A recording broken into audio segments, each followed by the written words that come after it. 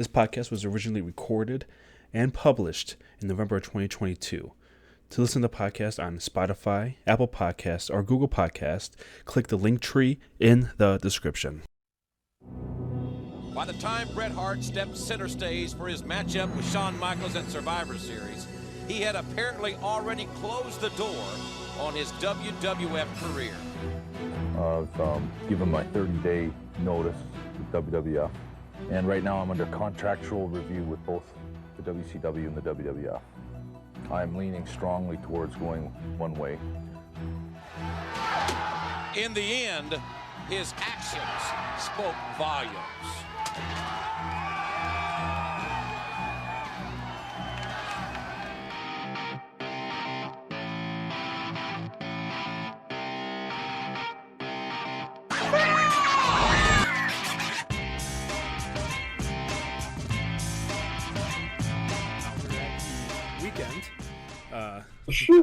It's November 8th, the night before Survivor Series 1997.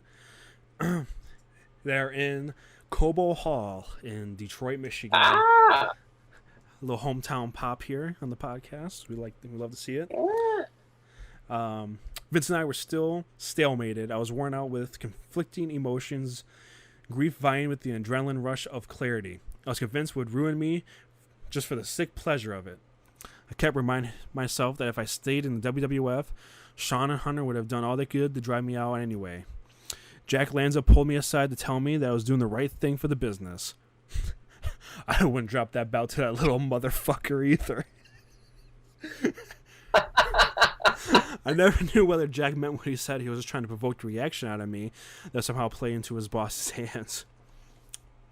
Now this is an important piece of the puzzle here. Earl Hebner.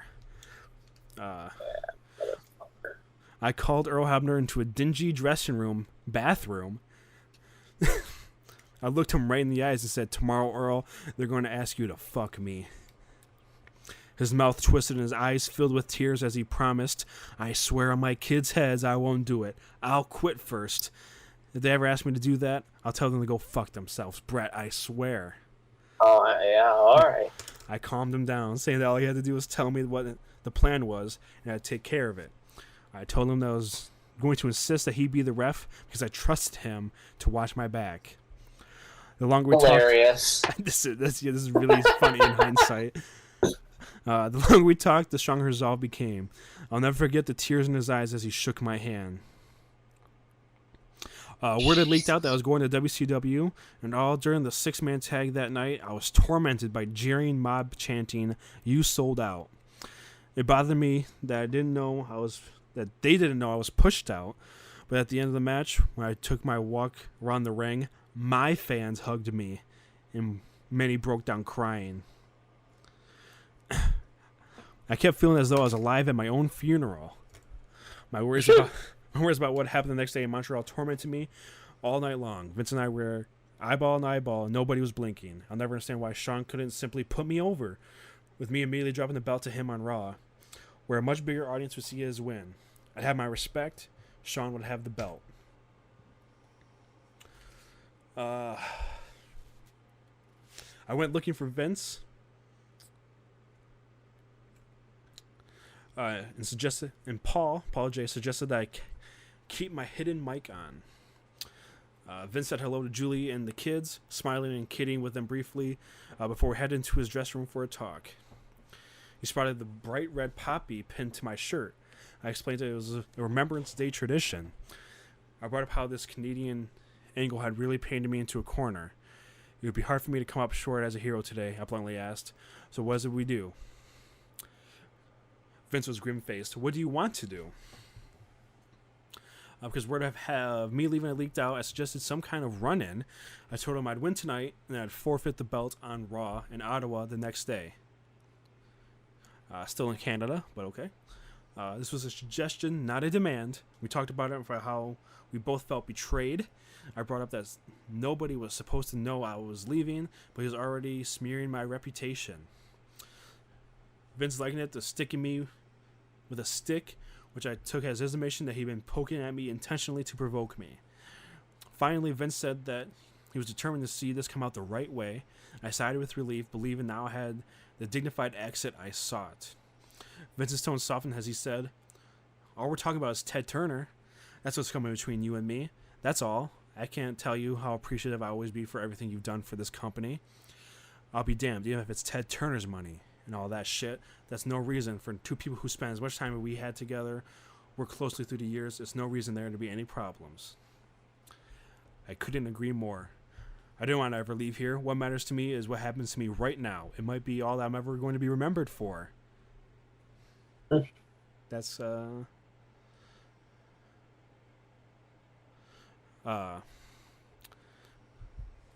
that's kind of telling, huh? That's kind of, when you think of Bret Hart, you think of this, right? Like I said, it's kind of fun that, you know, Bret Hart told people he was going to get screwed, and that he was telling people this is all he'd be remembered for, and you know, Bret Hart, like I said, he's got to have a crystal ball. He's looking into the future. Yeah, this time.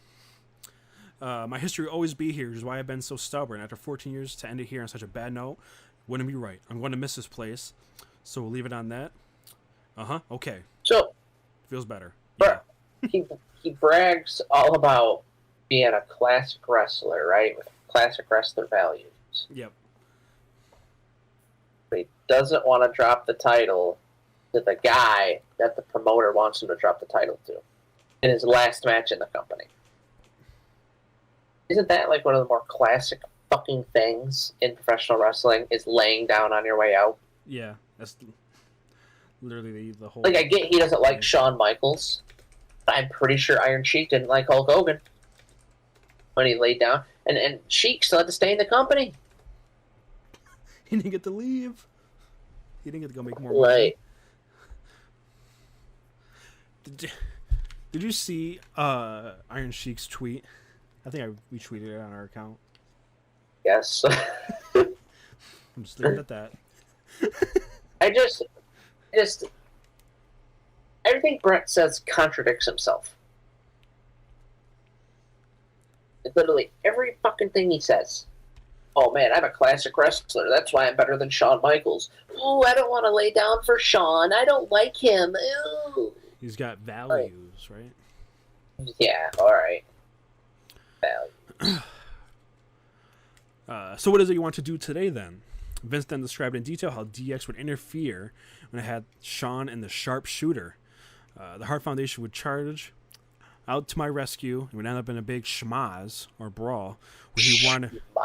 That's how he says it. Oh, that's my Canadian thing. Where he wanted me to deck Hunter and even China. The marks out there are gonna think this is a shoot. I'm going to capitalize on that. I won't be out there commentating, and there'll be a slew of uniformed security at ringside. I'm open to anything. Who better to shoot than the Hitman? All right, I said, shook his hand. I'll go find Shawn and go over all of this. Whatever you want. I put you with Pat. He's the master to work it through. A few minutes later, Carlo took me around back at the Molson Center, where I told him Vince had decided to let me leave with my head up.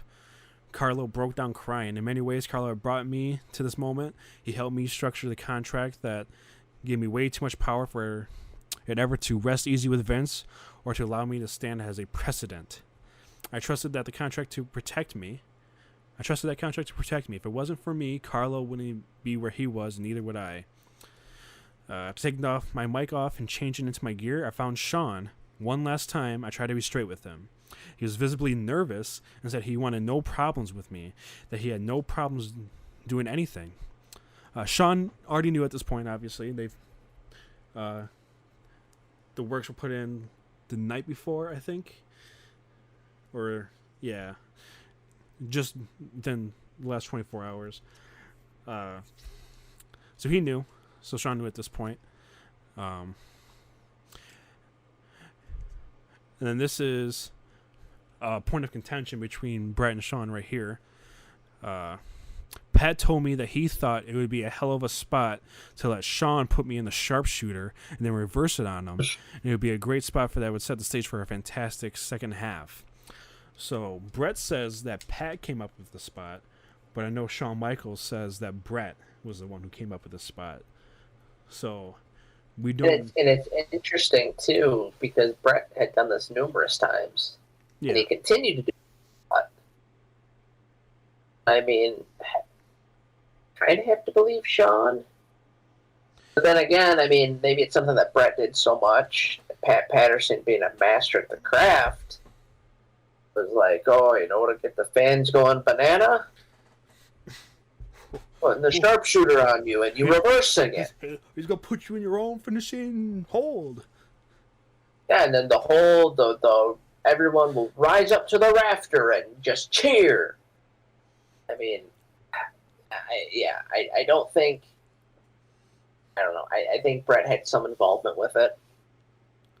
But then again, Brett probably doesn't want to admit that he had a hand in his own screwing. Then that would be like Brett screwing Brett. Brett did screw Brett. It was his idea. Who's the ref? I asked. Earl. I smiled to myself. Okay. I ran the whole scenario by Earl, Owen, Davey, and Rude while Hunter and China meekly nodded their heads in approval. Vader pulled me aside to warn me, be careful out there, brother. Vince is known for fucking people in these kinds of situations.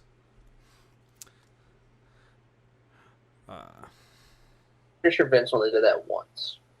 Yeah, but he's known for it, I guess. Yeah, well, Vader's kind of a moron, so. I paced around backstage and waited. When I heard Sean's music drowned out by booze, I had no idea that he had pretended to wipe his ass with the Canadian flag and then laid it out in the middle of the ring, pretending to fuck it hard. Back at home in Calgary, Stu was watching in disgust. He took very real offense to Sean's actions, as did everyone in the building and all across Canada. If I'd done that in the United States, I might have been lynched. Can you believe that boy there acting like he's having sex with the good old Canadian flag? I mean, back in my day, this wouldn't have been allowed. Someone please get me my pills. I'm starting to not be able to feel my fingers again. I grabbed my own flag, handed it to Blade, and said, "Let's go, boy." He marched Blade. Oh, his son. Blade, yeah. I forgot his son came out with him. He marched all the way to the curtain with me, Jim, Davey, and Owen, with Paul J's crew trailing right behind us. Hunter was not where he was supposed to be for the run-in. An annoyed Rick Rude was suspicious. He pursed his lips and told me, "I'll watch your back in case they try to jump you or pull anything funny on you out there." Excitement and doubt pulsed through me as my music blared. I disappeared through the curtain to an explosion of noise. I entered the ring tense but unafraid and proud. If Sean so much as tried anything, I'd take him out hard and fast.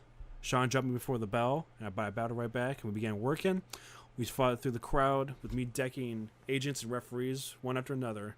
Somewhere in the middle of it all, I locked eyes with Vince, and I shook my fist at him. Sean was flopping and flying for me everywhere. Before long, I had blue and white Quebec flag wrapped around Sean's neck, and the Molson Center was coming apart at the seams. Only when I finally got into the ring did the bell signal to start the match.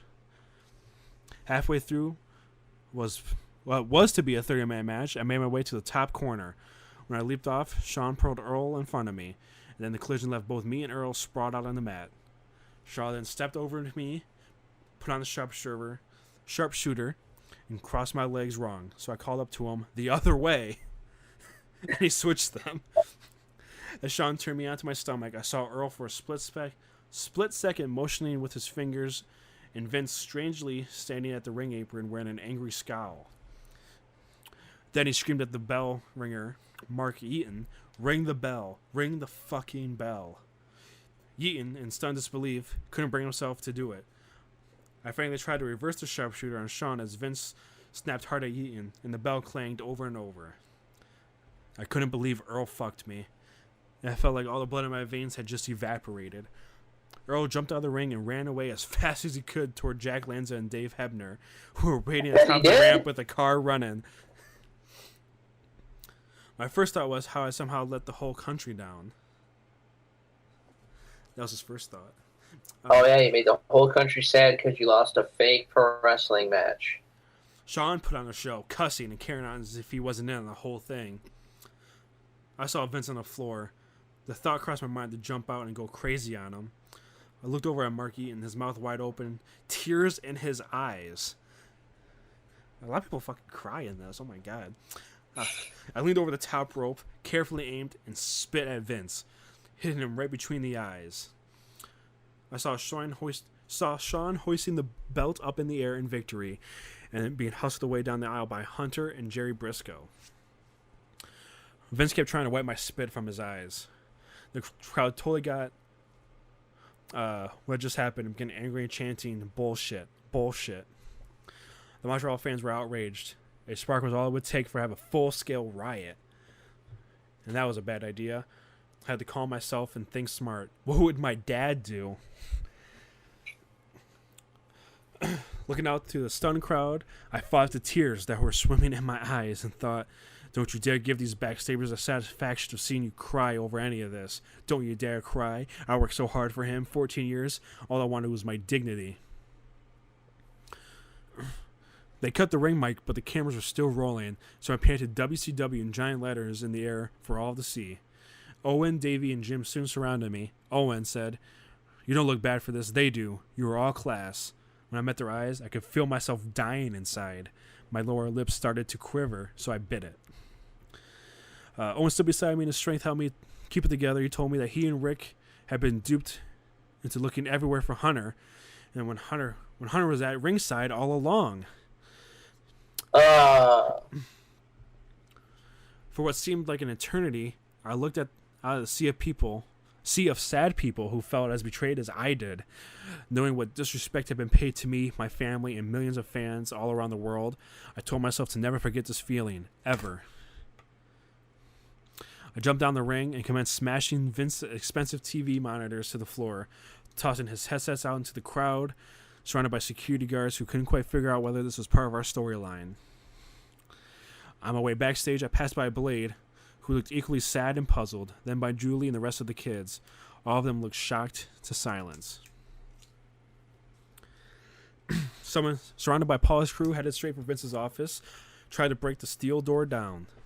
I gave up and walked back towards the dressing room. Hounded by Japanese reporters who thought I'd explain everything that had happened for them right then and there, I felt like the Terminator. I wasn't the only one. I saw the Harris twins kicking over barrels of garbage and punching the walls. The wrestlers were ready to riot too. Nothing to do but to go home now. Blade trailed me as I headed to the dressing room. But when I got there, I found my bag sitting out in the hallway. I picked it up and walked inside, only to see Sean sitting in the corner. "Sean, were you in on that?" "I swear to fucking God, I had nothing to do with it." "You weren't on it?" "So help me God, I don't know anything about it." He threw the belt on the floor and said he refused to wear it. Paul J's camera crews were right behind me, filming everything they could. I wanted to rip Sean to shreds. Deep down, I knew he was in on it all the way, but I didn't want to lose my cool in front of Blade. Sean said, "I'll judge you by what you do tomorrow on TV." "Sean," I said, I'll judge you by what you do tomorrow on TV." I looked around at a room full of stricken wrestlers and calmly said, "If they can do this to me, they can do this to anyone. Remember that." Taker blew his stack and shouted, "Fuck! I'm going to bring his ass down here. I want Vince to explain himself to me, to you, and everyone else." He kicked the dressing room door open and he stomped off down the hall. I could hear angry wrestlers calling out to Taker where he could find Vince. Paul's crew left so I could undress. Somehow I found some humor in the fact that after this match, Davey had borrowed my towel, as he often did, leaving me without one as I headed to the showers. That's a weird detail to include. Naked. My head was spinning and my heart had a giant hole in it. As the water poured over me, Rick Rude and Davey appeared just out of range of the showers to tell me, true to his word, Taker had made Vince open his door. Vince had rounded up a makeshift crew of bodyguards consisting of Slaughter, Briscoe, his son Shane. I had my friends, Taker, Shamrock, Foley, Vader, Rude, Crush, Savio, and especially Owen, Davey, and Jim. This whole damn thing could turn into a damn mutiny, or worse. He says he wants to talk to you. Tell Vince to get the hell out of here before he gets hurt. He says he's staying. If he stays, he's going to get knocked out. I came out of the shower soaping wet with no towel. I calmly walked past Vince. I was actually thinking about if I ever did a movie about this, it wouldn't look very good if I beat up Vince naked. I picked up a damp towel from the floor. Vince dryly offered. This is the first time I ever had to lie to one of my own talent. Who are you kidding, you lying piece of shit? Sean now sat crying in the corner. He did? Yeah, why is everybody fucking crying in this? Briscoe and Slaughter tried to clear everyone out the room, the dressing room. Owen was about to leave when Davey grabbed him by the arm. Don't leave, he said. Remember what happened to Bruiser Brody? Oh my god. Oh my god. None of my boys left. With Davey, Rick, Owen, and Jim on my left, I sat down and glared at Vince, surrounded by his henchmen, who all stood there with their arms behind their backs. Taker was also there, offering me full support. Sean was still blubbering like a baby, his head in his hands. You told me I could leave any way I wanted, that I was Cal Ripken, that I was doing you a favor, that you appreciate everything I ever did, that for everything I've done, there was no reason for any problems. You've told me nothing but lies all week, all fucking year. I said in a surprisingly calm voice, and I added, if you're still here when I'm finished getting dressed, I have no choice but to punch you out. Vince seemed unfazed, even tried to take credit for my deal with Turner, but I cut him off and reminded him that I had taken the lesser deal from Vince because I wanted to stay loyal to him. After 14 years, you couldn't just let me leave with my head up. Ugh. When I tied the laces of my high tops, I just stood up and said, okay. I picked up my knee brace, thinking to smash Vince over the head with it, but I sat down declaring, I won't need this, and went straight for him. Cockily, Vince came back at me, and we actually tied up. 14 fucking years. I launched a rocket launcher uppercut that connected with Vince's jaw. My right first actually popped him like a cork off the ground, and he collapsed unconscious to the carpet. As Cal really jumped in, but they were too late. I found myself jostling with Jerry Briscoe, who I wouldn't find out later was the one who had designed the whole screw job for Vince. I told him that if he as so much as touched me again, I'd give him exactly the same as I'd given Vince. And the lying little coward backed away with his hands up. For the next 40 seconds... No, Mr. Brett. Don't hit me, Mr. Brett. No. He should have got one, too. For the next 40 seconds, we all stared at Vince unconscious, splayed like an X on the floor. I calmly took my seat again and noticed that my hand was throbbing. I thought it might be broken. Shane pulled Vince into a sitting position and pleaded with me to let his father get his bearings. Let's see.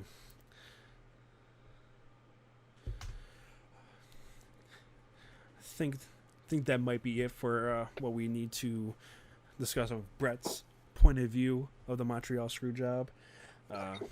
He goes back to his hotel,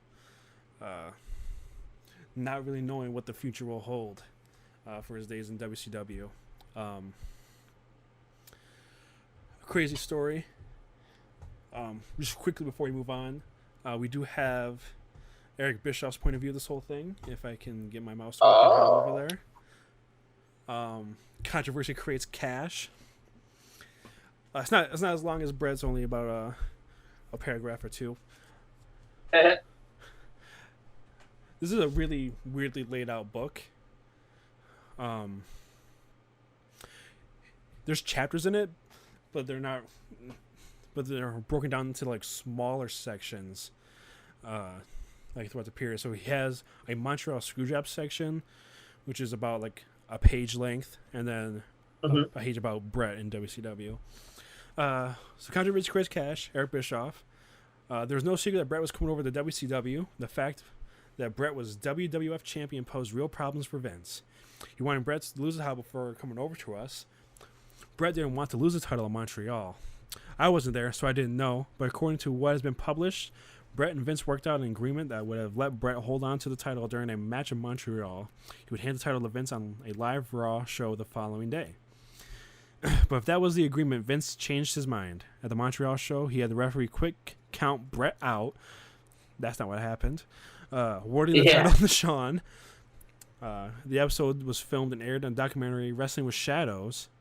The episode, the pay-per-view, was filmed and aired. The documentary Wrestling with Shadows, which became known to most fans as the Montreal Screw Job. It's possible that Vince thought he couldn't trust Brett, or more accurately, couldn't trust me. I had given Vince every reason in the world to believe that I would exploit the situation to my maximum ability, and I didn't even know how to pronounce this word. I'm sure you thought I would have Brett trash the title in much the way I had Medusa trash the Women's Championship on national television, but that wasn't the case. Had Vince had known what Brett and I really discussed, and more importantly what the legal division at Turner Broadcasting told me I could and couldn't do, Montreal never would have happened. At the time, we were involved in the copyright and trademark litigation with WWE, and the legal department of Turner Broadcasting did not want to add fuel to the fire. They made it clear that I had to work within certain parameters, and those parameters did not include anything close to trashing WWE titles. I was cool with that, because at that point it didn't really matter. We had clearly positioned ourselves as number one. I didn't need to pull that kind of stuff back when I had Medusa come over. But Vince didn't know that, and I don't think anyone could have convinced him. In fact, while we're settling our contract terms, Brett came to me and said, "What's going to happen if Vince wants me to lose the match in Montreal?" I told him it didn't matter. The audience is so sophisticated enough to understand what's going on. Your win-loss record is really not that important. How you end your relationship with WWE is not important. Do what you ever feel you need to do. If you need to lose in order to shake hands and part company as friends, go ahead and do that. Vince McMahon had nothing to fear, and ultimately, the Montreal incident was unnecessary and unfortunate. Or maybe not. Maybe it ultimately played itself out, and everyone made money off it. But I know firsthand it had a pretty big impact on Brett. When Brett got to WCW, he was not the Bret Hart that we had watched in WWE. I think the incident with Vince McMahon took a tremendous toll on him, or perhaps Brett never really felt at home in WCW. Either way, he never quite regained his passion for the business. As much as I like Brett and respect him, there was a real lack of passion and commitment from what I understood it, though it was hard for me to relate the sense of betrayal for me. It was about the outcome of a wrestling match. As underhanded as it may have been, italicized may, because I'm still not sure it was all that it was supposed to be. At the end of the day, it was just a wrestling match. None of it is real anyway. I had a hard time understanding why a wrestler takes something that is fiction to heart, though many do. I was hoping that Brett would get used to being in WCW and would kick it back into gear, but it didn't happen. So Eric Bischoff touches on it briefly. Bret Hart is, even to this day, I still think, even though he says he's over it, and him and Shawn became friends again at Raw, I don't think he really ever got over it, and kind of affected his mental state for the years to come. Yeah, I mean, Brett continuously brings it up. I don't know. Like I said, it seems like there's year-long gaps where he doesn't bring it up. I don't know if he needs money or if he knows that's what keeps him in like the public eye. But it seems like he'll go a while, and then all of a sudden, randomly, it's like, oh yeah, the screw job. The Montreal Screw Job has come and gone. Brett has left for WCW. Before we dive deeper into Brett's time in WCW, I think there's one more perspective we'd like to get from somebody who wasn't even there. Okay. And wrote a book that got pulled from shelves for being so inaccurate. But I think it's worth the read. It's funny. So this is Under the Mat, Inside Wrestling's Greatest Family by Diana Hart Smith. Okay. Davy's wife. Yeah. Yeah, I think so. There's too many of them. Too many wrestlers, too many wives in this family. In 1996, Davey signed a 5-year contract with the WWF that guaranteed him $300,000 a year. Vince said he would also create a belt specifically for him called the European Championship, and that Davey was wily enough to insist to be written into his contract. Brett came back less than 3 months later and signed for 17 years. Not accurate. Had around $1 million a year. The idea was that when he quit wrestling, he would become part of Vince's office. Another stipulation in Brett's deal was that he was to have main event billing. So he was furious when Davey and Shawn were in the main event of a pay-per-view called One Night Only in Birmingham, England. Was Shawn even there at the time?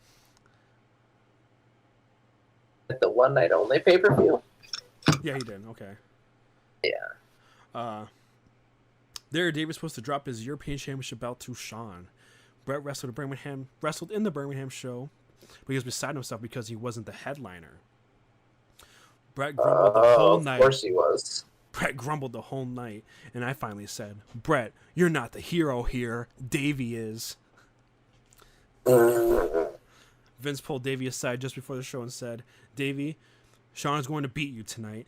We're going to have him have the return match in Manchester in spring at the G-Mex, and you will win your belt back." Davey was a little disappointed about having to lose in his home country, but he agreed. "Fine, whatever you want, Vince, no complaints." Brett grabbed me for a quick conference. "You know Dave is putting Shawn over tonight. He's jobbing for him. So when you're in the ring with Davey after the finish, Owen and I are supposed to do a run-in and save you and Davey against Rick Rude, Hunter Hearst Helmsley, Shawn, and Chyna. I have a feeling that Chyna will go after me, and I can't hit a girl, so you go after her." I was so skeptical. "She's not going to go near you, Brett." Brett was impatient with me. "Of course she will. She'll do anything to make me look bad." I was astounded. Just because he was not headlining this once, he had decided that the WWF was out to ruin him. In my opinion, he was so successful, perhaps the biggest wrestler in the world at the time, that he became paranoid and terrified that he would lose his status. Chyna didn't go near Brett, but she ran straight for me. She bear hugged me and took me right off my feet. I couldn't believe how strong she was. Geez, I thought, if she does turn from me and go after Brett, I'm not sure what he expects me to do. In the dressing room, Brett confronted Vince. "Undertaker and I should have been the main event tonight." Vince replied, "No, this was an exception, Brett. Dave is a huge star in England, and we wanted to capitalize on that." So Brett said, "Really? Would you have him lose then?" Vince said, "We wanted the crowd to sympathize with him. Everyone expected him to win. We had him beat by 4 guys." The match coincided with the recent deaths of Princess Diana, so when Davey walked down into the arena with his sister Tracy, who was recovering from a terrible bout with cancer, it had a huge emotional impact, just as Vince knew it would. What is that? What is like, that's such like a weird like thing just to put in there. Well, you know, Princess Diana died, and my sister-in-law Tracy was having cancer, so it was just really emotional. The fans all knew this and put it together. Brett threatened to quit over this snub. By the end of that month, Brett and Vince were constantly arguing. Brett swore he wanted out of his contract, and Vince said he was welcome to leave. They would work it out where Brett negotiated a deal with WCW, where he got $3 million each year for 3 years, plus a percentage of the merchandising. He was going to finish up November 9th at Survivor Series. Vince needed Brett to drop the world's belt, and he wanted it to be to Shawn. First off, he was not finishing up on November 9th. His contract was up in December. And he calls it the world's belt. That's something, all right. Bret was in the midst of making a big documentary called Wrestling with Shadows, the Bret Hart Story. Bret didn't like Shawn, so in his documentary, he edited a match in which Shawn was the guest referee in a bout between Bret and The Undertaker. Seemingly unprovoked, Shawn took a chair and tried to hit Bret over the head with it. Bret ducked and the chair clocked Undertaker. But what Bret didn't show is that segment was that he had spit right in Shawn's face, and Shawn was retaliating with the chair. Vince's big worry was that Bret was going to quit in the belt and go to WCW. Blah, blah, blah. Alundra Blaze, blah, blah, blah. There's no way he wanted Bret to leave with it. The cities where the pay-per-view are held are booked well in advance. The Survivor Series 97 happened to be in Montreal, so Bret said, no, I can't lose in my home country, even though Davey just lost to Shawn in England. Vince said, well, Bret, let's think of some ideas how we're going to do this. So a group of wrestlers, Jim Neidhart, Davey, Owen, and Shawn, came up with various ideas. Everyone was trying to figure out a way Bret could lose his belt to Shawn, leaving Bret happy and Vince with his belt. One of Bret's solutions was to not have Shawn beat him at Survivor Series, but to bring Shawn on TV's Monday Night Raw, and Bret would just hand the belt over to him. Oh, yeah, that'll work. Vince said, well, I don't really see how that helps me out. Where do I go from there? You give the belt to Shawn like he couldn't beat you, so my champion is the WCW's newest import. They worked on different scenarios all month that was going nowhere. Unbeknownst to Vince, Bret was attending all these meetings wearing a wiretap, hoping to record his discussion with Vince for using his forthcoming documentary. Wrong again. He only wiretapped one meeting. Not everyone. It was ironic that Bret would later make such a fuss about how Vince had been dishonest with him. And here Bret was sneaking tape recordings out of private meetings for his own documentary project. On Saturday night before Survivor Series, Bret came to Vince finally said, okay, Bret, I agree to that. He was pacifying Bret, but Bret had Vince on tape giving his word that he would go along with Bret's idea involving Davey and Owen. His word, huh? He had his word. Meanwhile, right after he made that deal with Bret, Vince had a clandestine meeting with Triple H, two of Vince's agents, Pat Patterson and Jerry Briscoe, and referee Earl Hebner. They all agreed to double-cross Bret. Now, that also doesn't make sense. Pat Patterson didn't know about it. And Nope. There is some conflicting reports on when Earl knew about it. He claims he knew 15 minutes before he went out. Who knows when he knew, but I don't think he was part of the actual conversation of double-crossing Bret. Vince also commentated wearing a tuxedo, but the day of the Survivor Series, he wore casual clothes. Davey thought that was kind of strange. Oh. What was that? Vince always, as the match neared the end, Davey and Owen were in the gorilla position, named for the late Gorilla Monsoon. Thanks for that, Diana. Yeah, thank you. A former Hungarian wrestler, one of Vince's closest friends. Gorilla used to say, okay, why are we talking about this? In another few minutes, Davey and Owen would run down into the ring and to create confusion. Vince was ringside. Shawn put Bret in Bret's own finishing move, the sharpshooter. Bret was getting in position to kick him off and grab the ropes, so the referee would have to break the hold, when suddenly Earl yelled to Vince and the timekeeper, ring the bell, ring the bell. He then waved his arms and the match was over. Vince snatched up the belt and handed it to Earl. Earl presented it to a confused-looking Shawn. That didn't happen. She did not watch the pay-per-view. Nope. Davey ran into the ring. What the fuck happened, Bret? Bret said, I don't know. And Davey said, I think Vince got you, Bret. Owen had joined them. All three were furious. Bret went berserk. He spit in Vince's face and started smashing TV monitors all around the ring. He headed to the dressing room warning, if Vince comes in here, tell him I'm going to punch him out.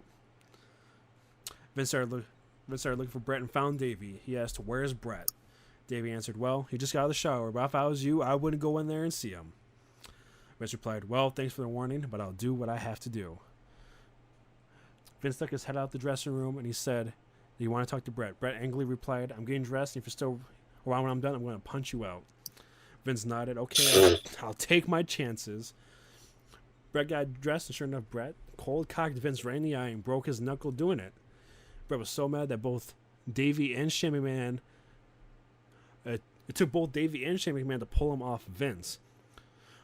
While he was helping out, Davey tore his knee ligaments, which were already hurting from wrestling Shawn in England, for the Intercontinental belt. Wasn't he just wrestling for the European belt? I don't know. After the big blowout, Davey and Owen took a stand. They didn't show up at Monday Night Raw, and Owen stayed off the road for a week, but then decided to return to work. He told Brett, "I'm not going to quit my job. I'm not going to pay a fine, and I'm not going to go to WCW. Martha wants me to finish my career here and retire, and that's it. I'm sick about what happened to you, Brett. I think it's horrible. I got to do what I have to do for my family." You ready for this, Logan? Yeah. Brett was just furious about that. He swore, "That fucking Martha. She's got Owen so pussy whipped, he can't do anything without getting her permission. She doesn't understand. She doesn't like wrestling. She doesn't understand this at all. This family's got to stick together." This family's a mess. Brett went back to Owen and told him that if he didn't leave, he would never think of Owen as his brother again. Brett assumed a lot of guys were going to quit and protest, but they didn't. I remember my dad asking if Survivor Series thing was all a work or if it was legitimate. Did Brett actually punch Vince McMahon in the face in the dressing room? The WF had it shown it all on camera, even Brett spitting in Vince's face, right in his eye. The ratings carried over the next night, so Vince used Monday Night Raw as a platform to promote his next star, Steve Austin. And boy, Steve did an excellent job. He was awesome. He started out as the guy who hated his boss. So many people shared his feelings because of where they thought Vince had done to Brett. Vince made a superb heel. Brett never seemed to get over Survivor Series. In his eyes, everybody who didn't follow him betrayed him.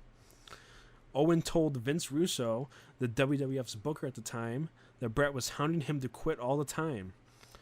Owen told me that he was sick of Brett at this point. He was fed up with Brett phoning him and Martha and hammering away. "I'll never forgive you if you don't leave. You're my brother we're talking about. This is your brother we're talking about. I can't believe you're going to stay with Vince McMahon over your own brother." Owen said, "Brett, I want to finish my career. I'm actually disgusted by this whole incident. I'm sick of you. I'm sick of all of it. I just want to finish my time here and retire from wrestling and go on some place where nobody knows my name or bothers me. That's the point I'm at right now. And quit bothering Martha." Vince Russo assured Owen. Makes sense why Brett doesn't talk with Martha. They really have a big falling out when Owen passes away. And we'll definitely cover that in a Owen Hart episode. But Vince Russo assured Owen they were going to do something with him as to not squash him or have him jobbed out. He pledged to him that he would not make a mockery out of him just because he was Bret Hart's brother. Vince Russo called Bret, "Bro, you gotta leave Owen alone right now, bro. He's trying to provide for his family. He doesn't want to leave. He just wants to do his job. You keep calling him, and you're confusing him. You're not making it easy for Owen. He has nothing to do with... He has never done anything to hurt you. As your friend and as Owen's friend, I'm asking you to leave him alone, bro." Meanwhile, Bret was calling Davey and me just as often. He was determined to get Davey to the WCW with him. "Vince is going to bury you. He's going to do to you what he did to me." Bret had Carlo DeMarco, his best friend and WWF Canadian representative, talk to Davey. "Davey, I've been sitting in on the meetings, and I know they're going to job you out." This meant they're going to have Davey beaten by every Tom, Dick, and Harry that came along. Carl said, "I know this, Davey. I heard it. I said it in the meetings. We have conference calls and roundtable decisions. Vince can have you and Owen beaten by anyone and everyone. They'll have you beaten by midgets just to get back at Brett. If I were you, I would leave before they had the chance to do it. Though Brett didn't have a gun to Davy's head, he was in his ear constantly. The deal over here can't last for long. Eric is getting fed up. He can't hold his breath much longer. Brett would call me too. What's Davy doing? He's blowing this fucking deal. I'm doing everything I can to keep Eric from walking away. The trouble was that if Davy left the WWF, he would have to pay a $100,000 fine. Davy did put his lawyers on it, but Brett was relentless. What's your lawyer doing? You're going to lose this deal. Eric Bischoff had assigned the head of legal department's Nick Lambros to handle it. Nick was going back and forth with the WWF lawyer Ed Kaufman and Davy's lawyer. The WCW was offering a 3-year contract. He'd make $333,000 the first year, $383,000 the second, and $433,000 the third. They also agreed to pay half of his $100,000 up front and take it out of his first year's salary. Oh. Davey left the WWF for the third time on January 19th, 1998. He was recovering from knee surgery. He'd blown out his knee that November at the Survivor Series incident in Montreal, where he and Shayna pulled Brett out Vince. Owen told me that he got $100,000 for staying. We wired Essentially, Davy's fine went to Owen. Yeah. Yep. We wired $100,000 into a WWF bank account, and the WWF paid one lump sum of $100,000 to Owen, and further rewarded Owen with 2 more years on his contract. Owen used that money to buy the lot to build his dream home where Martha now lives. I wasn't mad at Owen for getting the $100,000 that we'd been fined, but the irony of the situation wasn't lost on me. Brett swore that he would never think of Owen as his brother again, because he saw Owen's loyalty with the WWF as a betrayal against him. Brett never seemed happy at the WCW. Everything I read about him, every time we talked, all I heard was how Vince screwed him. He pulled his groin early in the fall of 1998, but kept wrestling. Finally, he had to have surgery. He returned to the ring after mending and faced Goldberg, WCW's biggest star. Brett claimed Goldberg kicked him in the head because he was so unskilled. I've seen Goldberg, a 6'5" athlete, turn a somersault into the air, so I was surprised to hear Brett knock him like that. Brett told Keith, "My brain is mush from that kick, so I'm going to retire." According to my sister, Ellie, Brett got $5 million insurance settlement, but sadly, he left with a whisper and not a bang. Unbefitting for such an admired athlete. Whew. So, yeah, Bret Hart, not really having the best of time in WCW. No, not at all. No. But he would eventually show up in WCW. The night after the Montreal Screw Job, the NWO came out with Canadian flags saying, "Oh, Canada," announced that Brett was joining the New World Order. Now, when exactly did Brett actually show up in WCW? It was the middle of December in '97, because it was shortly before the Starrcade pay-per-view, and this was the big Starrcade. It was Sting and Hogan, year-long build. Brett brought in to maybe fight the NWO or team with the NWO? No. Was he there to be involved in the main event? No. He was going to be a special guest referee. I mean, he did have a 90-day or a 60-day no-compete clause, but still use him. Let's have him be the special referee between Eric Bischoff and Larry Zbyszko. You know, the essentially on screen, the face of the company, and then one of the commentators who had wrestled Bruno Sammartino, if that gave you any idea of how long Zbyszko had been wrestling. Zbyszko won, so then WCW got to take over Monday Nitro. Bret Hart made an appearance in that Hogan Sting main event, which was just a disaster. There's a lot of things wrong with it. But he made sure that there was no screw job. He helped declare Sting the winner, which is funny because if you go back and watch, supposedly there's a fast count from NWO referee Nick Patrick. There wasn't a fast count. Technically, Hogan won the match fair and square, so it looks like Hart and Sting are the heels in this. But anyway, Sting wins using Scorpion Deathlock. And then we had to wait for January for his No Complete Cause to expire. Bret Hart's first feud, like many others' first feuds in WCW, was against Ric Flair. It's been noted that Randy Savage and Hulk Hogan both fought Ric Flair multiple times with their debuts, so that way they would have someone they're used to and someone they could beat. This was pretty big because the last time Hart and Flair fought each other was over the WWF title.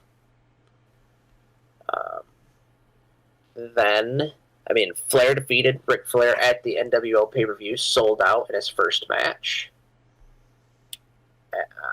Then after this, Hart decided to join Team WCW. Now, were any of these matches particularly good? Was he still Bret Hart? Of the Hart and Flair match was good, but that's because Ric Flair is involved in it. His next match was against Bryan Adams, who was Crush. Coincidentally, was in the locker room when everything happened. Wasn't great. Then he fought Curt Hennig uncensored. Again, this was a good match. But again, you're across the ring from Curt Hennig. So, it's one of those things where if Hart had to be against a Crush, or, he didn't fight him at this time, but a Disco Inferno, Hart didn't carry the match like he carried in WWF, where he fought, the Brawler, Hakushi, that kind of thing. Then, as everyone did in WCW, he helped Hogan re-win the WCW World title, so he officially became a member of the NWO. The biggest thing... His time in the NWO wasn't that memorable, because I don't think many people really... Not I don't really see it. First stint. The first stint, he just kind of fell into the back. He tried to recruit Chris Benoit to the NWO. His first WCW championship match was later at Bash at the Beach against Booker T for the television title. Because, let's really get Bret Hart rolling. Let's not put him in a tag team title match with, Davey Boy or Jim Neidhart, who both jumped with him. Let's not put him in even a U.S. title match. Let's not do a heavyweight title match. No, the TV title. That's perfect. It wasn't until July 20th that he headlined his first card. This was in Monday Nitro. He actually defeated DDP for the U.S. Championship. But it took an assistance from an NWO member. And it wasn't less than a month later, he lost this to Luger. But the next night on Thunder, he regained the title from Luger. So, let's make that title mean something, folks. It was then at Fall Brawl where Bret really didn't do anything memorable, but it was Fall Brawl where Davey Boy landed on the trap door that was set for the Ultimate Warrior to come out of, which really kicked into Davey Boy's painkiller addiction, and what eventually, truthfully, would cost him his life. Again, if what Diana said is true, in a way, I highly doubt that. Bret can... Well, say if what she said about Bret calling and making Davey Boy come with them, then Bret could be blamed. Bret likes to go on, forget where it is, but, because the screw job happened, he left to WWE, so he couldn't protect Owen. That's why Owen died. He brought Davey Boy with him. Davey Boy fell on the trap door. This caused all the issues, and that's why Davey died. Yeah. Because the screw job, he was in WCW, so he took the kick from Goldberg, blah, blah, blah. Don't worry, though, as Bret Hart started doing what Bret Hart does and asked the fan for forgiveness, turned his back on Hogan and the NWO, and as one does, Bret Hart turned on Sting and rejoined the NWO. Wait, everybody's got to turn on Sting. Yeah. Hart and Sting started fighting, and then in what is probably the most high-profile match in WCW history, although it wasn't anything great, October 12th, Monday Nitro, Sting and the Warrior fought Bret Hart and Hulk Hogan. Probably 4 of the biggest names in professional wrestling. Don't worry, though. The match ended in a disqualification. Bret Hart then continuously feuded for the U.S. Championship. He feuded with DDP. He feuded with Roddy Piper. Because, that's what you want in 99 is Bret Hart versus Roddy Piper for the mid-card championship.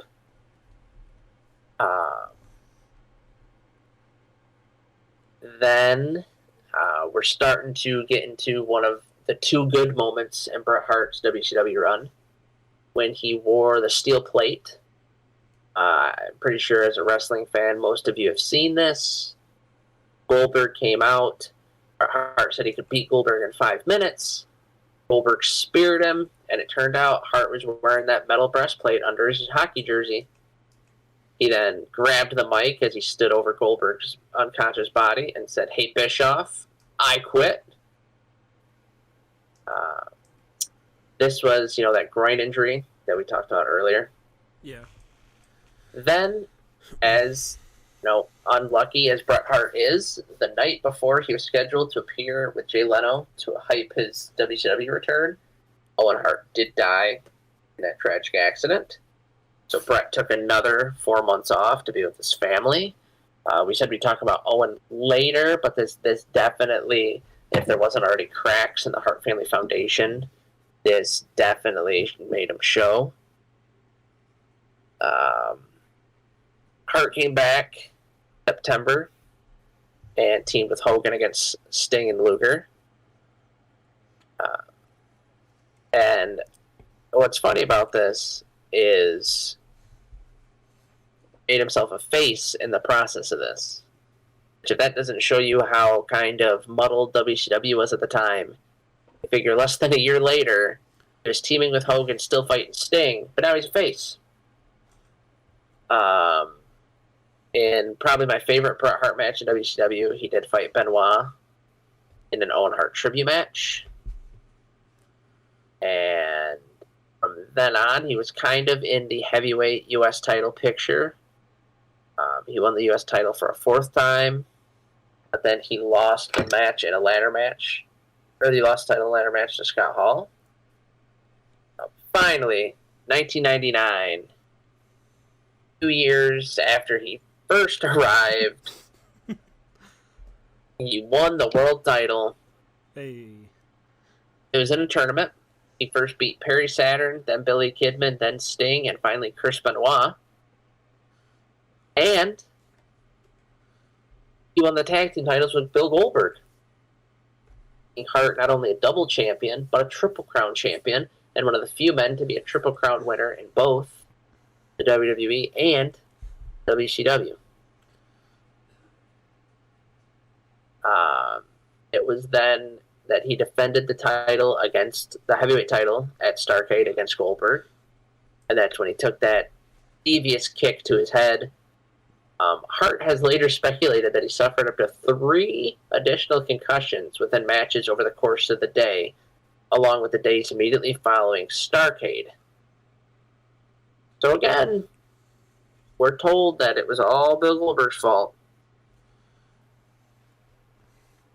But it wasn't. It wasn't just that kick.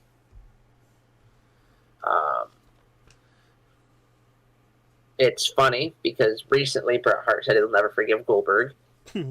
But a fun tidbit from Bret Hart's DVD documentary is he expressed regret that someone as good-hearted as Bill Goldberg was responsible for hurting him. Funny enough, you want to know how that match ended? Oh. Special referee Roddy Piper rang the bell when Bret Hart held Goldberg in the sharpshooter, although Goldberg didn't submit. Oh, a screw job finish. Yeah, Original. creative, right? Yeah, real original. But luckily this time, Bret Hart got to do the good thing, and out of respect for Goldberg, he vacated the title. And he wanted to face Goldberg without the championship advantage because he was a real good guy. But don't worry. Kevin Nash and Scott Hall came to the ring and attacked Goldberg. And then Jeff Jarrett came out and helped attack Goldberg. You know why? Because they were NWO 2000, that's why. Oh. Fucking. The NWO then proceeded to have matches with the likes of Roddy Piper and Terry Funk in 1999. They fought with Hulk Hogan some more. And although he is hurt, he continued to make appearances, usually cutting a promo, which I'm sure you can imagine a concussed Bret Hart in 99 and 2000. That was great.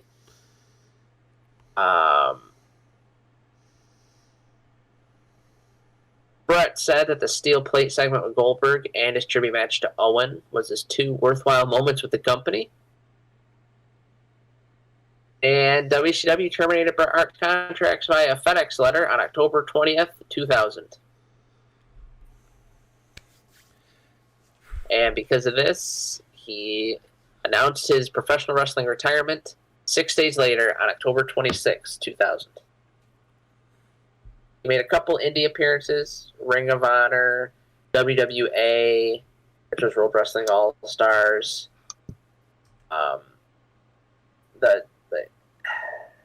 He was the commissioner for it.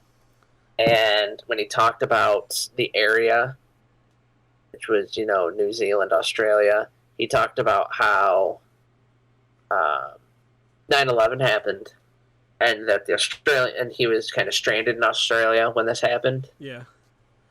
And they treated him with such love and such dignity. Unfortunately, his commissioner role ended prematurely due to a stroke. I guess if you want to continue the Bret Hart saga, this led until his WWE return, which was the DVD release. Before we Hall of Fame. I have the story of Bret's stroke.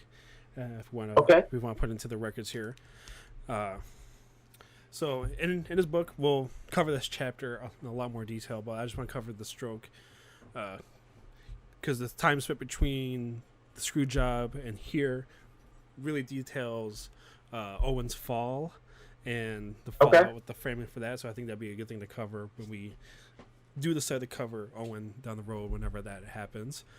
But here we are, Monday, June 24th. I woke up determined to make some serious changes. I called my divorce lawyer, who joked about my divorce taking the longest amount of time in the history of divorce negotiations. I told him I wanted to put the divorce papers through immediately. I had enough of how the back and forth game with Julie. While I was at it, I didn't like how Bruce Allen, his agent, had sided with Carlo, talking to him behind my back about how they could get me to take part in WrestleMania 18. I think that is. Yeah. I can't read Roman numerals. When he was supposed to be representing my best interests. So I penned Bruce a handwritten fax letting him know that I didn't need him any longer. So it was another beautiful sunny morning. I decided to ride my bike to the gym. So I stopped at the bike shop to see if they could repair my helmet because one of my kids had monkeyed around with the clasp on the chin strap. They didn't have the piece to fix it and offered to sell me a new helmet instead. I decided to take my chances for one day. Just before noon, I was pedaling nice and easy along the Bow River. I realized I need to relieve myself, so I veered off the bike path. I was coasting slowly toward a clump of trees when my front tire dropped into a grass-covered hole, nearly stopping me cold. I bounced out, but the bike was off balance when the back tire hit the same hole. The bike wobbled and then tipped, sending me tumbling sideways. I got my hands up to protect myself, and I remember thinking that I didn't want to break my sunglasses or the cell phone in my pocket. I tucked and rolled onto a hard, grassy field. The thought crossed my mind that anyone watching would probably get a good laugh. The second my head hit the ground, I'd be sorry for the rest of my life that I ever hit that hole. I thought I'd get up red-faced and dust myself off. I was wrong. I lay there groaning, badly winded, writhing around in terrible agony like a speared fish. I saw those same silver dots again, but this time only in my left eye, and they moved toward a cone-shaped point. For several minutes I couldn't get up. I desperately grabbed clumps of prickles to pull myself up to my knees, and then struggled to do a right-legged squat to my feet, using my bike for support. I stood there thinking, what the fuck happened to me? A man jogged past and yelled to ask if I was okay. I waved him off, but seconds later, I realized that my left arm was hanging by my side. I refused to work. I finally grabbed my left hand with my right one and placed it on the handlebar, but it fell off and just hung there. With my weight on my right leg, I leaned my chest on the seat. With my right hand, I somehow maneuvered my bike back to that damn hole. I stared at it, unable to comprehend what had happened. I couldn't believe that fucking hole had done this to me. I tried to swing my left leg over the bike and keep going because I didn't want to be late for my workout, but I fell over in an embarrassing heap. As I lay there sweating and drooling, taking the smell of fresh-cut grass, the sun beat down on me as dragonflies and bumblebees buzzed by. I managed to reach Jade on my cell phone, only to find that my tongue and lips weren't working right, and my speech was slurred. Having no idea what I was talking about, Jade put Julie on the phone. As best I could, I explained what had happened, and that I was a few feet from a little hill where we had sat down to read paperback novels one time. About 10 minutes later, Julie and Beans were racing up to me. I told them I was okay. I just banged my head. Just get me out of here. Julie didn't tell me that the pupil of my left eye was big and black. I told them to pull me up to my feet, and we'd all just walk over to the car. By my first step, we fell over. A rollerblader raced off to call 911 while a nurse from Toronto, who happened to be jogging by, splashed me with cold water and told me to stay awake. Soon, paramedics were strapping me into a cervical collar. Beans rode with me to the ambulance while Julie followed behind in the car. I wondered, what did I do to piss off God? He didn't want to drop the belt to Sean, Brett. That's what happened. That's how you pissed off God. I know you mentioned Mania 18. The rumor always was, if he could have came back for another match, that they wanted to do him and Kurt Angle. Yeah, he actually, literally 2 pages before this, he said he had a dream where he was wrestling Kurt for the WWE Championship, and he said in his dream he thought, this can't be real, I must be dreaming. And he remember looking down at the mat and seeing like the drips from his forehead sweat onto the mat. And he said, oh, this must be real. And like, I guess he went through the match like in the dream, and then he woke up, and he said it was the first time he was ever disappointed about not wrestling anymore. Which is, I don't know, which is pretty sad. But he did wrestling again. Yeah. Yeah. So I mean, as I was saying earlier, I mean, I guess before I get into that, we want to talk about the other minor years on the Screw Job briefly and what kind of happened with them. Like your Rick Rudes and your... yeah, we can talk about Rick. Yeah, so Rick Rude, even though he was with DX, clearly he was one of Bret Hart's boys. After this happened is when, he appeared on both Raw and Nitro. He left because he was sickened by how Vince treated Bret. Rude also appeared for ECW for a time. He was trying to get back into wrestling, but it was hard because he had one of them, the Lloyds of London contracts, so he couldn't just reappear because I believe he'd then have to repay some of the money. And that was the big issue with ECW is he wanted Bischoff to essentially buy the Lloyds of London contract. Bischoff wouldn't do it. It would have kind of been cool because Rude and Kurt Hennig were in the NWO. Unfortunately, Rude passed away, I believe, in 1999, unable to realize his dream of coming back to the sport.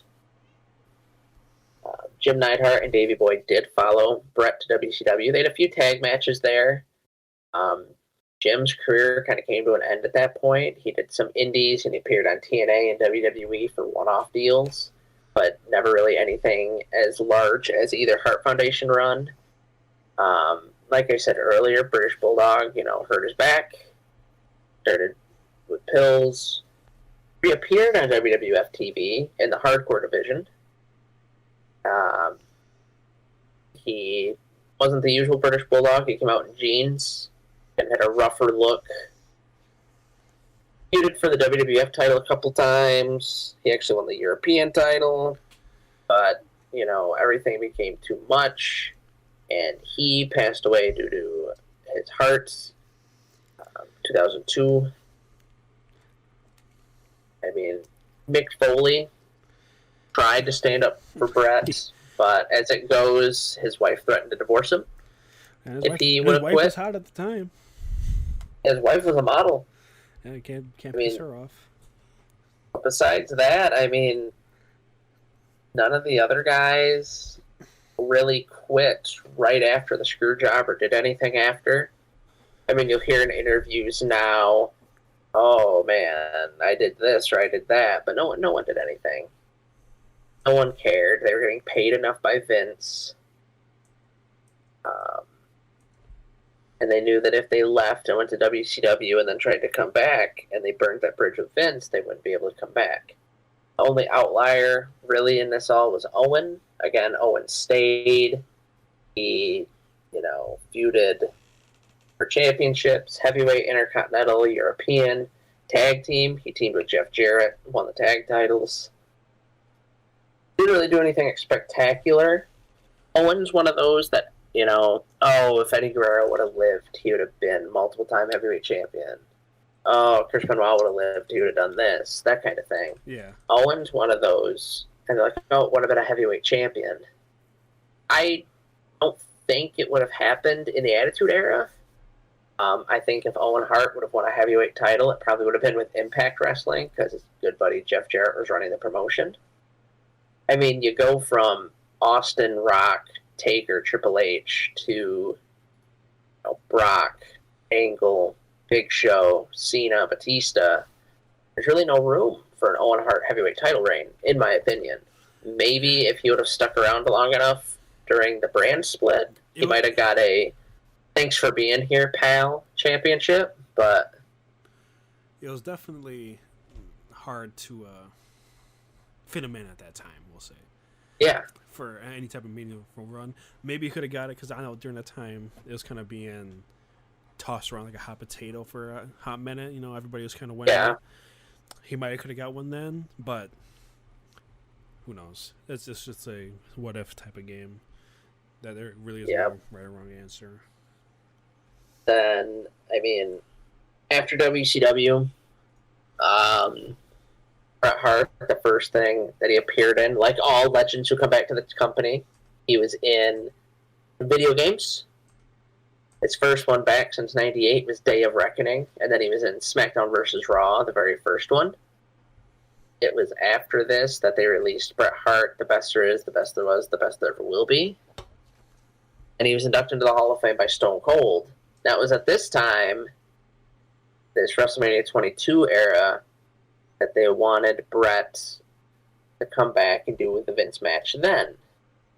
And the idea that I've read is it would have been Hart versus McMahon/Michaels. So it would have been Vince, Shane, Triple H, Shawn Michaels, and then one of Shawn Michaels' trainees, whether it be London, Kendrick, or if they would have brought in Daniel Bryan at the time. And they would have faced Bret Hart, Jim the Anvil Neidhart, Teddy Hart, Davey Boy Smith, and then either Tyson Kidd, or if you wanted to get, a better wrestler in the group, since Bret was kind of at that point in his career, Chris Jericho. Elimination style, the Harts finally get the one up on DX and Vince. Bret didn't want to come back then. He didn't feel like he was in shape, which is ironic considering he came back 2 WrestleManias later. But I mean, he made appearances. Like I said, he appeared at the WrestleMania. They did that Hart McMahon match, which I remember was my first big disappointment as a kid watching wrestling. Because I thought Bret Hart, I didn't think he'd wrestle a full match. You thought he'd beat Bret Hart, though. I didn't even think that. I just saw how Hogan fought, how Flair fought. I mean, Jerry Lawler would come out every so often and have a match. Even like Sergeant Slaughter. Or this was the time when Randy Orton was fighting legends. So like Dusty Rhodes still came out and did a pretty damn good match. Roddy Piper could still put one on if needed. And Bret came out in jorts and elbow pads. And I mean, he hit his moves of doom, I guess, with help from his family. Yeah. He beat Vince. Probably one of Vince's more unremarkable matches. I mean, especially considering 2 years before he had fought Shawn Michaels, and then 3 years before that he fought Hogan in what are considered some of the better Mania matches. I mean, especially with Vince being in them. And then from there, Bret did as legends do. He managed the Hart Dynasty.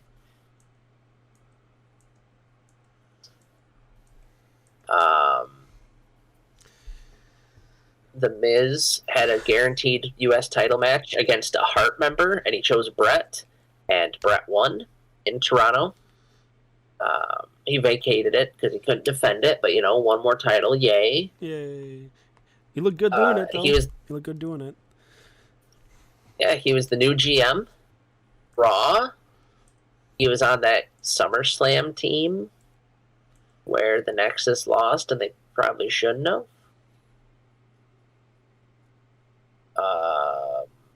And then he made appearances like at house shows at Madison Square Garden and stuff. You can tell this was kind of a thank you Bret Hart tour. He got to perform with family, all that fun stuff. And then from there, he'd appear on like Bret Hart Appreciation Nights. He'd appear managing Natalya against Flair and Charlotte, which I get why they did it, because Bret Hart and Ric Flair.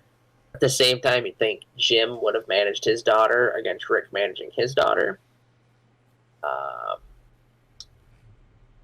And then the biggest thing to note, since really the Nexus, was when he was inducted into the Hall of Fame a second time, alongside Jim Neidhart as the Hart Foundation. Oh yeah. One of few men to be inducted twice. That's the one he got attacked at, right, by that fan? Yeah, the guy tackled Bret and Natalya to the ground. Hart continued his speech. I'm sure he did. Just imagine a 2-time Hall of Famer. At this point, you've got Bret, you've got Hogan, Hall, and Nash, Shawn Michaels, technically X-Pac, Booker T. Pretty good company to be in. Now, how did Shawn's life fare after Montreal? So I kind of hinted it at the beginning of the first episode of this. You figure after Montreal, and because you discussed how they were going to fight at the December pay-per-view. After the December pay-per-view, shortly later came Bad Blood. And then, which was the Hell in a Cell match. Even before that. I think it was before, because you said Pillman died. And then the Royal Rumble happened when Shawn and Taker had their casket match. This is where Kane came out, set the casket on fire. Where Shawn's back got hurt. And I always found it funny because they would show, the injuries, right? Don't try this at home. Yeah. And you see John Cena getting thrown out of the ring and his leg, bending in an awkward position. Chris Benoit taking some massive headshots and bleeding from his mouth. And then you got Shawn Michaels getting flipped over a casket. As a kid, you're watching it, you're like, what happened? I don't see anything. Did it, hurt him? Did it cut him? Shawn then didn't wrestle until Mania. Lost to Stone Cold. Stormed out of the arena like a little bitch, as Shawn Michaels does. Came back as a commissioner for the company. Was corporate, was a degenerate, helped Stone Cold, did a lot of drugs, had to be sent home. He trained a little bit, and although this back injury is supposed to be, career-ending, he wrestled for his promotion, and then they got the ball rolling. I remember, I think Daniel Bryan in his book, because he trained at Shawn Michaels' school. Yep. He said that they were doing back body drops, and none of them were doing it right. To what Shawn said, so Shawn got in the ring and did one, and he said he flew so high in the air and landed straight on his supposedly injured back. Yeah. A lot of people speculated that this was another Smile losing, that he knew he wasn't the guy anymore. He was just taking time off. Yep. And then he came back first as the new member of the NWO, and the leader. He was the Hogan. This time, Hall had left the company. Hogan was red and yellow. The NWO was Nash, Booker T, Big Show, and X-Pac. You need a leader. Shawn Michaels is a leader. NWO got disbanded because Nash got hurt again. So then the next thing that Shawn did of note, he came out on Vengeance here in Detroit, Michigan, and tried to convince Triple H to come to Raw instead of going to SmackDown. It worked. Then the next thing that happened was DX was supposed to return. Triple H pedigreed Shawn Michaels, said he didn't want to live in the shadows anymore. Then we got that Triple H feud, where Triple H threw him through the car, and the SummerSlam match, and then eventually Shawn Michaels won the heavyweight title, the big gold belt, the one that he dreamed of having since he was a kid. In the ugliest tights ever. Yeah. Yep, because the person who was doing his tights didn't have them done in time. They just had to throw them together. But it was the first Elimination Chamber. And, a damn good match. Kind of funny that ladder match, Hell in a Cell match, and Elimination Chamber, Shawn Michaels was all a part of, the very first one. And after that, feuded with Triple H some more. I think had a great match. The next most noteworthy thing for Shawn Michaels is his feud with Hogan. Yep, he had his feud with Hogan, where Hogan flopped and Shawn was still a dick. Yeah, and at the time, that's when the DVD was announced, that weekend, and they had the Raw in Calgary or Montreal. Yeah, I think it was Montreal, and they're billing it as Shawn Michaels' first time in Montreal since '97, and then I think on Saturday or Sunday, the WWE.com posted a picture of Brett with Vince, in a studio somewhere, doing the DVD stuff, getting ready. So everyone thought Brett's showing up on Raw. It's happening, and they play his fucking music. The crowd goes crazy. Probably one of the best heel moments, especially for Shawn, all time. Crowd goes berserk. The biggest pop Bret Hart ever got. Yeah, and Shawn comes out wearing a pink tie. Got your hopes up just a little bit, didn't I? Good time. It showed how good he was as a heel. Hogan feud was supposed to be multiple matches.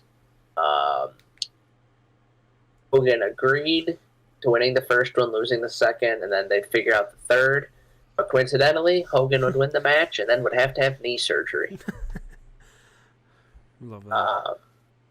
After that, I mean, Shawn got to main event WrestleMania again in WrestleMania 23.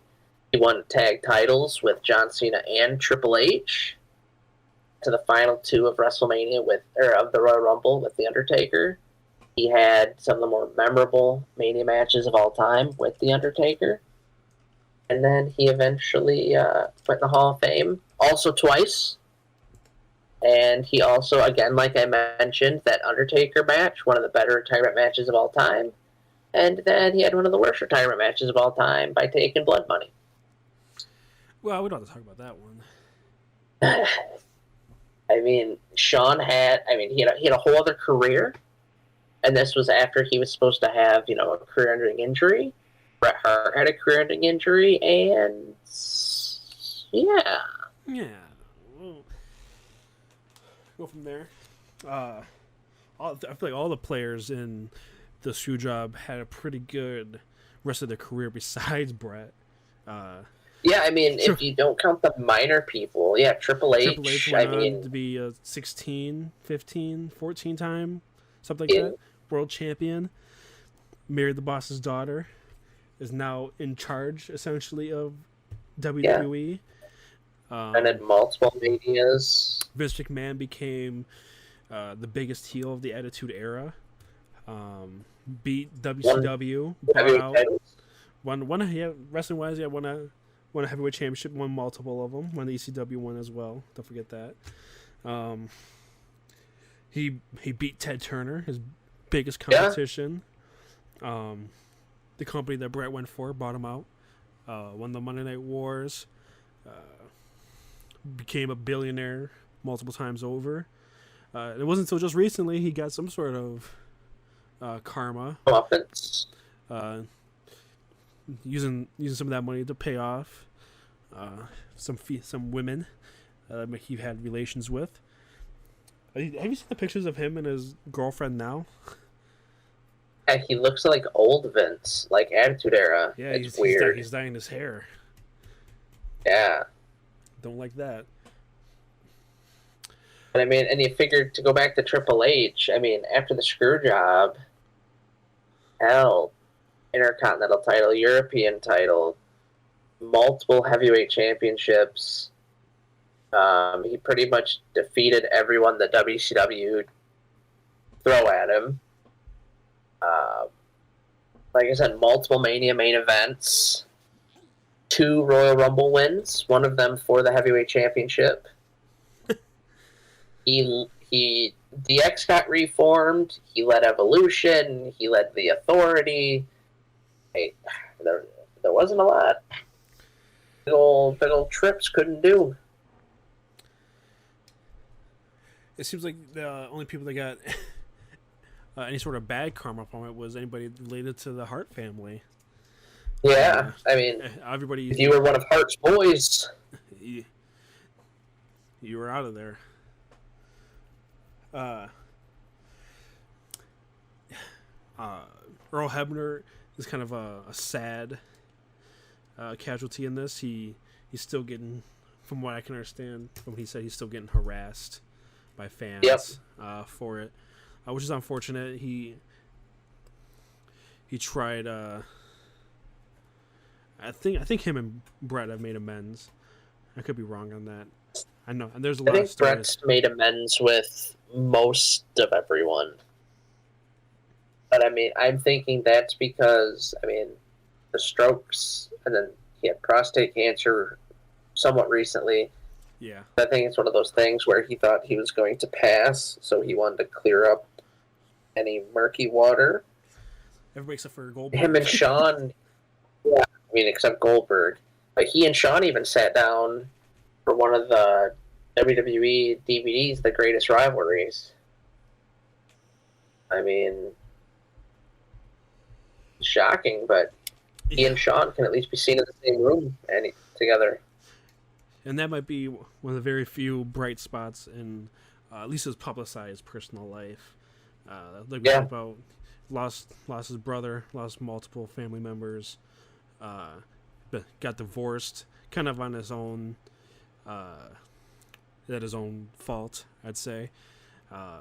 Yeah. He got divorced multiple times. I think he's still married to a South African girl right now, I think. At least he has cancer. Seems to be pretty bitter in the media. I think kind of, and you can draw these lines directly to that night in November of '97, that Survivor Series. All this torture he had in his life, he blames it, and it's easy to see why he blames it. A lot of his problems was a result of this, and the people that screwed him over have not seen to have paid for it. No, they the two main ones that screwed him are currently running the company that he got screwed in. And the other one is enjoying retirement with girls triple lower his age, Yep. super young, billionaire, doesn't have to worry about anything. So who won here? Yeah.